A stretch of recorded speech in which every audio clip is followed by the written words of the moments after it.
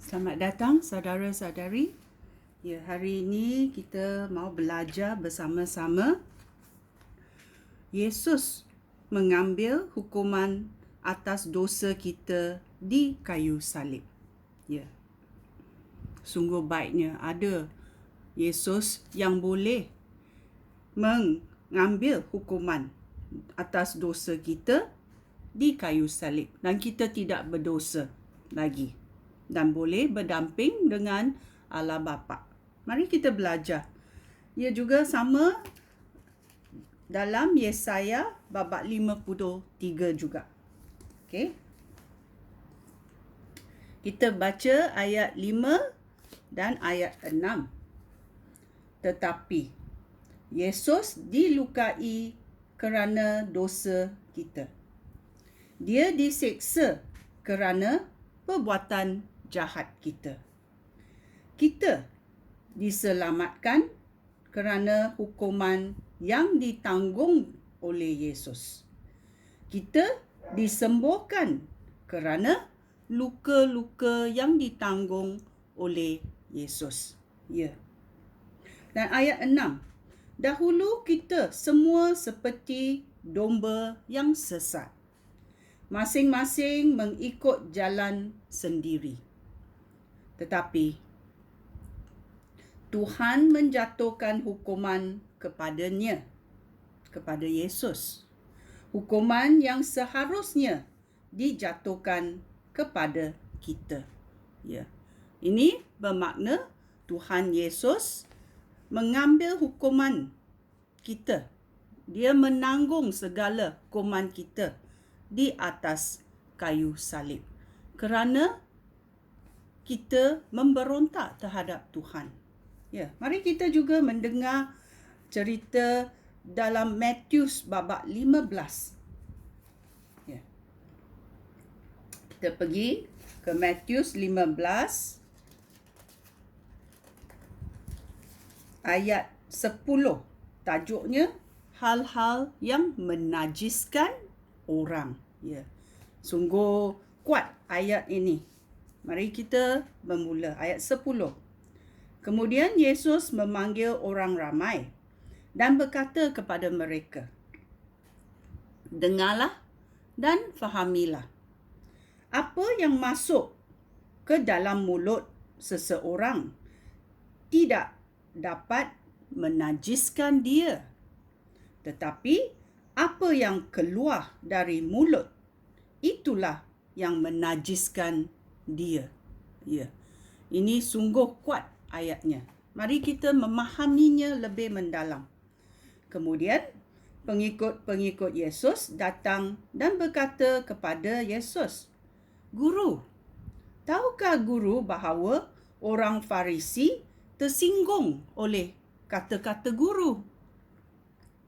Yesus menjawab, tiap-tiap tanaman yang tidak ditanam oleh Bapa aku di syurga akan dicabut. Jangan pedulikan orang Farisi. Mereka pemimpin buta. Dan apabila orang buta memimpin orang buta, kedua-dua mereka jatuh ke dalam longkang. Betul ke?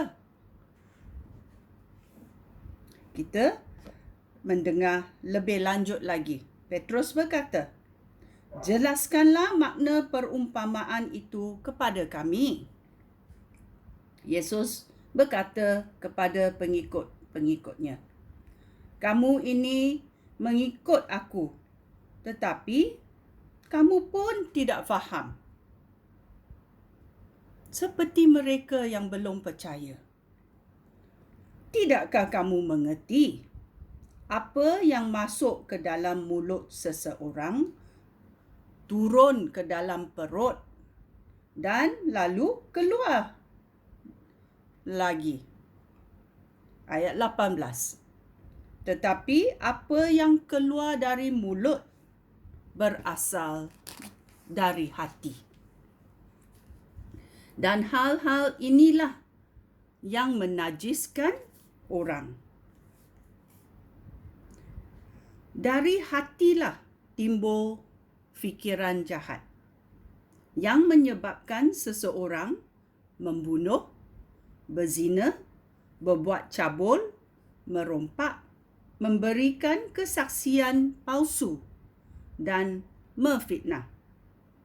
Hal-hal itulah yang menajiskan orang. Dan bukan makan dengan tidak membasuh tangan menurut adat. Ya, kita bandingkan. Betul ke ini ayat Tuhan?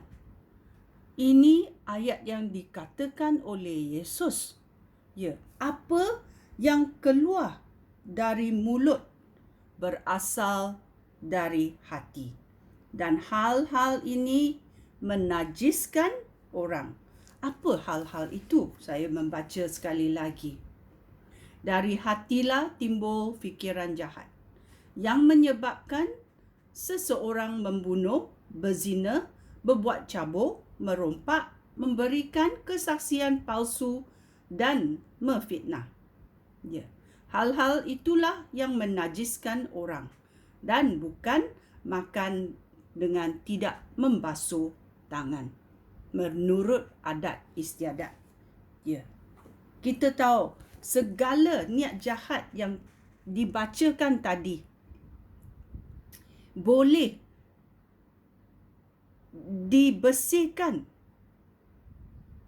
kerana Yesus mengambil segala hukuman jahat dan dosa kita di kayu salib.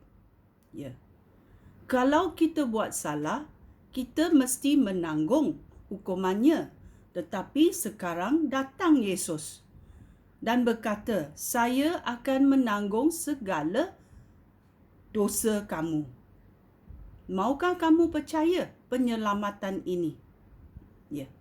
Sekian, terima kasih. Shalom.